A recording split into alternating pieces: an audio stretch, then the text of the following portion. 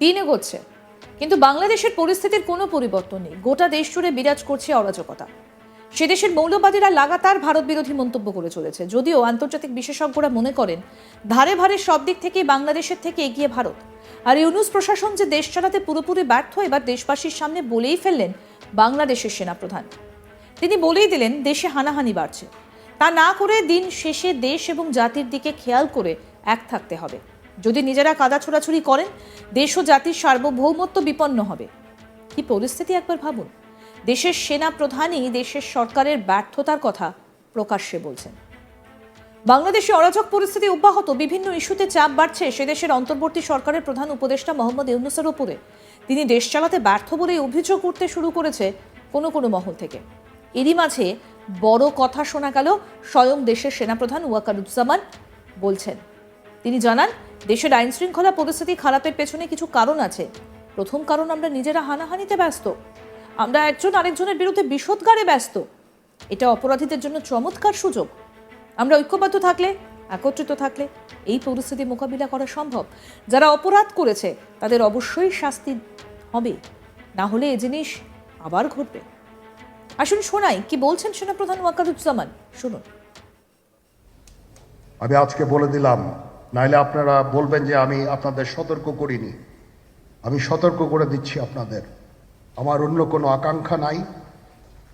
আমার একটাই আকাঙ্ক্ষা, দেশ এবং জাতিটাকে একটা সুন্দর জায়গায় রেখে ছুটি করা। I had enough. Was last 7-8 months I had enough. আমি চাই দেশ এবং জাতিকে একটা সুন্দর জায়গায় রেখে আমরা সেনানিবাসে ফেরত আসবো। আরেকটা জরুরি বিষয় যেটা আমি ভাবলাম যে আপনাদের সাথে আমি শেয়ার করি। দেশের এই আইন শৃঙ্খলা পরিস্থিতি খারাপের পিছনে কিছু কারণ আছে। প্রথম কারণটা হচ্ছে যে আমরা নিজেরা হানাহানির মধ্যে ব্যস্ত, একজন আরেকজনের বিরুদ্ধে বিষোদ্গারে ব্যস্ত। এটা একটা চমৎকার সুযোগ অপরাধীদের জন্য।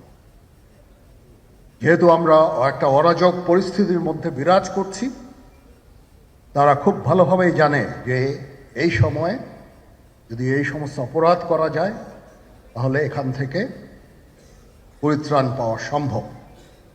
সেই কারণে এই অপরাধগুলো হচ্ছে। আমরা যদি সংগঠিত থাকি, একত্রিত থাকি, তাহলে অবশ্যই এটা সম্মিলিতভাবে মোকাবেলা করা সম্ভব হবে। Police, RAB, BGB, DGFI, NSI এগুলো দেশের জন্য অত্যন্ত গুরুত্বপূর্ণ কাজ করেছে অতীতে। খারাপ কাজের সাথে অসংখ্য ভালো কাজ করেছে। আজকে যে দেশের স্থিতিশীলতা, দেশটাকে যে এত বছর স্থিতিশীল রাখা হয়েছে, এটার কারণ হচ্ছে এই সশস্ত্র বাহিনীর বহু সেনা সদস্য, সিভিলিয়ান সবাই মিলে এই অর্গানাইজেশনগুলোকে, অসামরিক, সামরিক সবাই মিলে এই অর্গানাইজেশনগুলোকে এফেক্টিভ রেখেছে। সেই জন্য আজকে সুন্দর, এতদিন ধরে আমরা একটা সুন্দর পরিবেশ পেয়েছি। এর মধ্যে যারা কাজ করেছে, যদি অপরাধ করে থাকে সেটার শাস্তি হবে, অবশ্যই শাস্তি হতে হবে, না হলে এই জিনিস আবার ঘটবে। আমরা সেটাকে বন্ধ করতে চাই চিরতরে, কিন্তু তার আগে মনে রাখতে হবে আমরা এমনভাবে কাজটা করব এই সমস্ত অর্গানাইজেশনগুলো যেন আন্ডারমাইন্ড না হয়। বাংলাদেশের পুলিশ প্রশাসনের বেহাল দশা নিয়েও মুখ খুলেছেন তিনি বলেন, আজ অনেক পুলিশ কাজ করছে না, এর বড় কারণ অনেকের বিরুদ্ধে মামলা, অনেকে জেলে। RAB, BGB, DGFI, NSI panicked. অবশ্যই তদন্ত হবে, দোষীদের তদন্তের আওতায় আনতে হবে। তবে তা এমনভাবে করতে হবে যেন সংস্থাগুলো আন্ডারমাইন না হয়। সংস্থাগুলোকে এমনভাবে আন্ডারমাইন করে আপনারা যদি মনে করেন যে দেশে শান্তি ফিরবে, তাহলে এটা হবে না, সম্ভবই নয়। আর কি বললেন এই বিষয়ে সেনাপ্রধান ওয়াকারুজ্জামান, এবার সেটা শোনাবো। আজকে পুলিশ সদস্য কাজ করছে না, এটা বিশাল বড় কারণ হচ্ছে অনেকের বিরুদ্ধে মামলা, অনেকে জেলে। RAB, BGB, DGFI, NSI panicked. বিভিন্ন দোষারোপ, গুম খুম খুন ইত্যাদি তদন্ত চলছে।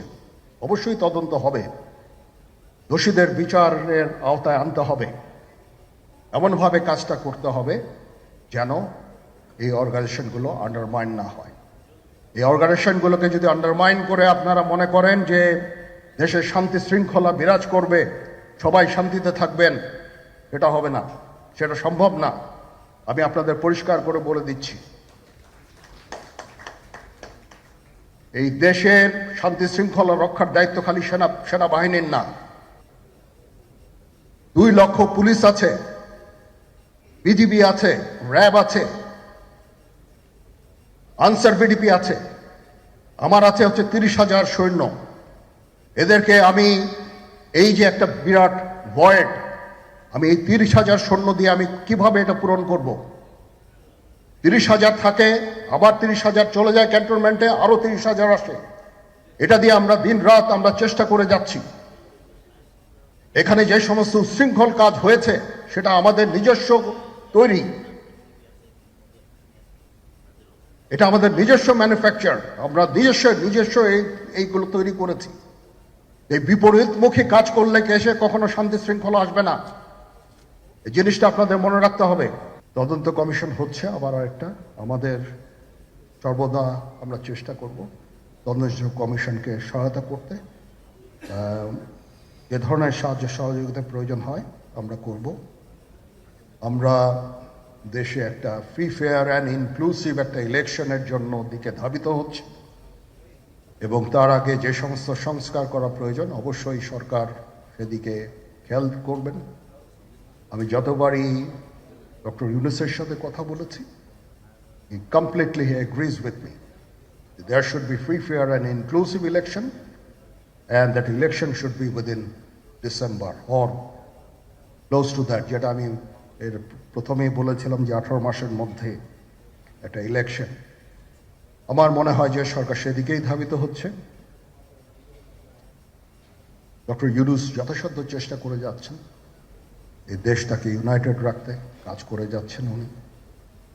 ওনাকে আমাদের সাহায্য করতে হবে, উনি যেন সফল হতে পারেন সেদিকে আমরা সবাই চেষ্টা করব। আজকে পুলিশ সদস্য কাজ করছে না, এটা বিশাল বড় কারণ হচ্ছে অনেকের বিরুদ্ধে মামলা, অনেকে জেলে। RAB, BGB, DGFI, NSI panicked. বিভিন্ন দোষারোপ, খুন ইত্যাদি তদন্ত। বাংলাদেশের আরো আপডেট জানতে দেখতে থাকুন আজ তাক বাংলা। সাবস্ক্রাইব করুন, নোটিফিকেশন পেতে বেল বাটন অপশন প্রেস করুন, হোয়াটসঅ্যাপে ফলো করুন আজ তাক বাংলা, ভিডিওটা লাইক করুন, শেয়ার করুন, কমেন্ট করুন।